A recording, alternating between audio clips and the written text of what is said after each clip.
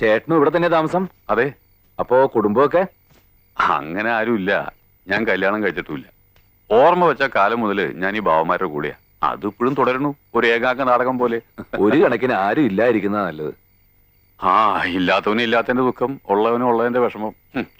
ആ, നിനക്ക് രാത്രിയിൽ എണീറ്റ് നടക്കുന്ന സ്വഭാവമൊന്നുമില്ലല്ലോ. എന്താ ഉണ്ടെങ്കിൽ പറയണം, എനിക്ക് എന്റെ മുറിയുടെ കഥ കൂട്ടിയിട്ടാണ്. എനിക്കങ്ങനെ യാതൊരു സ്വഭാവവും ഇല്ല. മൂടി പുതച്ച് ചുരുണ്ട് കൂടി കിടന്നാ പിന്നെ ഭൂകമ്പം ഉണ്ടായാലും അറിയില്ല. എന്നാ ഭൂകമ്പം ഉണ്ടാവുന്നതിന് മുമ്പ് കിടന്നോ. നേരത്തെ എണീക്കണം, കാറ് കഴുകിടണം കേട്ടോ. ഇനി സുഖമായിട്ടൊന്ന് ഉറങ്ങാം. കൃഷ്ണ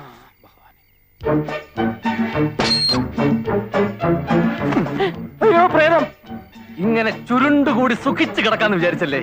എനിക്ക് വാടാ. എന്തിനാണ് നിന്നെ കാണാഞ്ഞിട്ട് മുതലാളിക്ക് ഉറക്കം വരണില്ലാന്ന്?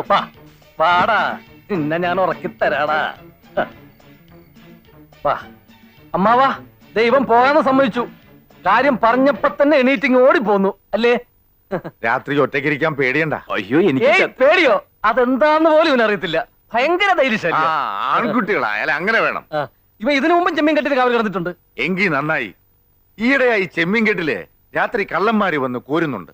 അവന്മാരെ കൈ കിട്ടിയ കയ്യും കാലും തല്ലി ഒടിച്ചിങ്ങ് കൊണ്ടുപോര്. അതെ. നിനക്ക് ചെമ്മീൻകെട്ട് എവിടാന്നറിയാവാ? ഇല്ല, അറിയില്ല. അത് കുഴപ്പമില്ല, വഴി ഞാൻ കാണിച്ചു കൊടുക്കാം. ശരിയായ വഴി ഞാൻ കാണിച്ചു തരാം.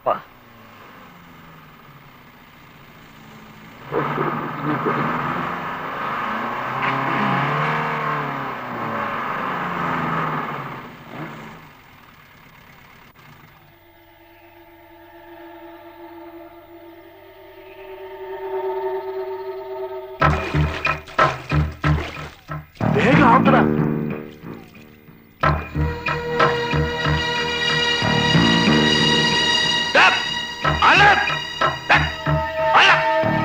ചെമ്മീൻ വീട്, ചെമ്മീൻ കള്ള. എന്താ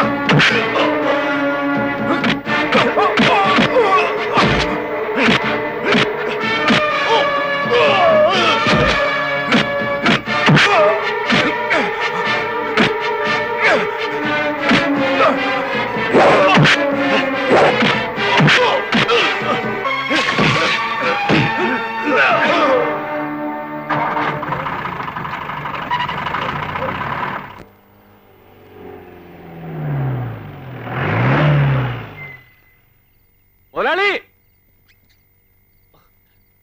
മുതലാളി,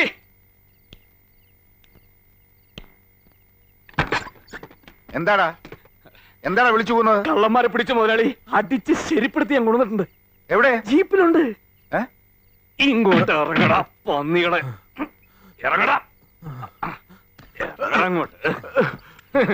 അയ്യോ എന്റെ ഈശ്വരാ, നിങ്ങൾക്ക് എന്ത് പറ്റിയടാ മക്കളെ? എടാ, എന്റെ ആങ്ങളമാരാണോ കള്ളന്മാര്? അടിച്ച് ശരിപ്പെടുത്തിട്ടുണ്ട് പോലും. ഇപ്പൊ എവിടെ നിന്ന് ഇറങ്ങണം? അതെ. എടാ പോയാ പറഞ്ഞത്.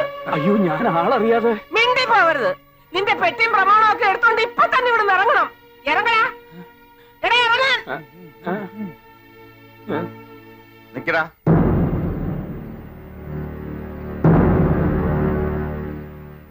നിങ്ങൾ എന്തിനാടാ ചെമ്മീൻ കെട്ടി പോയത്? അത് പിന്നെ ഞങ്ങള് കൂപ്പിലെ കാര്യങ്ങൾ നോക്കാൻ വിട്ട നിങ്ങൾ എന്തിനാണ് രാത്രി ചെമ്മീൻ കെട്ടി പോയതെന്ന്?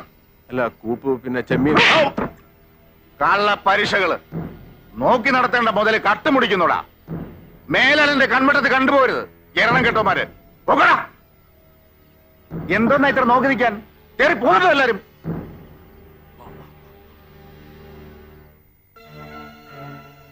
മക്കളിങ്ങി വാ, നിങ്ങളുടെ അളിയൻ വരട്ടെ. അങ്ങേര് വന്നിട്ട് നമുക്ക് ചോദിക്കാം. വാ.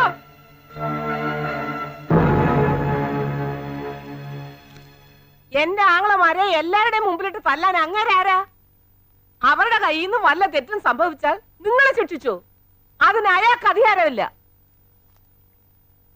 നിങ്ങൾക്ക് അയാൾ ദൈവമായിരിക്കും, പക്ഷെ ഞങ്ങൾക്ക് വെറും ചേട്ടന്. അയ്യോ, ഒരു ചേട്ടൻ. ഇത്രയ്ക്ക് അങ്ങോട്ട് ബഹുമാനിക്കാൻ 10 വർഷത്തെ മൂപ്പൊന്നും ഇല്ലല്ലോ. വെറും 10 മിനിറ്റ് നേരത്തെ വ്യത്യാസമല്ലേ ഉള്ളൂ നിങ്ങൾ തമ്മിൽ.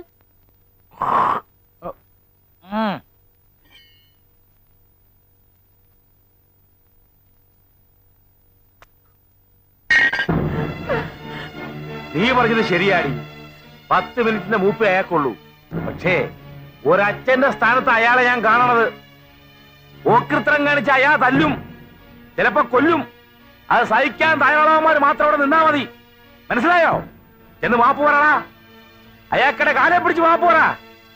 അയാൾ ക്ഷമിച്ചെങ്കിൽ മാത്രം നീയെ കൂടെ നിന്നാ മതി. വേണ്ട, ആരും മാപ്പ് പറയണ്ട. അല്ലെങ്കിലും മാപ്പ് കൊടുത്തിട്ടുള്ള ശീലം എനിക്ക് പണ്ടേ ഇല്ല. തെറ്റ് ചെയ്താൽ ശിക്ഷിക്കും, അതാരായാലും. ഈ പറയുന്ന എന്റെ അനിയനായാലും. കൂപ്പിലെ കാര്യങ്ങൾ നോക്കാൻ പറഞ്ഞാൽ അവിടുത്തെ കാര്യങ്ങൾ നോക്കണം. വേറെ എങ്ങും നിങ്ങളെ കണ്ടുപോരുത്. മനസ്സിലായടാ? പൊക്കോ.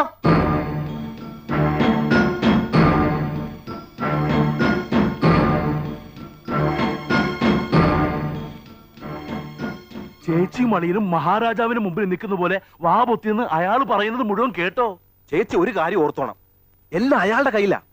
അളിയനാണെങ്കിൽ പ്രഷറും ഷുഗറും ഒക്കെ ഉണ്ട്. എപ്പോഴാ തട്ടിപ്പോണമെന്നൊന്നും പറയാനൊന്നും പറ്റത്തില്ല. അയാളെ കണ്ടില്ലേ, ഇപ്പോഴും ഉരുക്കു പോലെ ഇരിക്കുന്നത്. അളിയൻ എന്തെങ്കിലും സംഭവിച്ചാ പിന്നെ ചേച്ചിയും ആളും പെരുവഴിയില്ല. അത് മറക്കണ്ട. നീ വാടാ.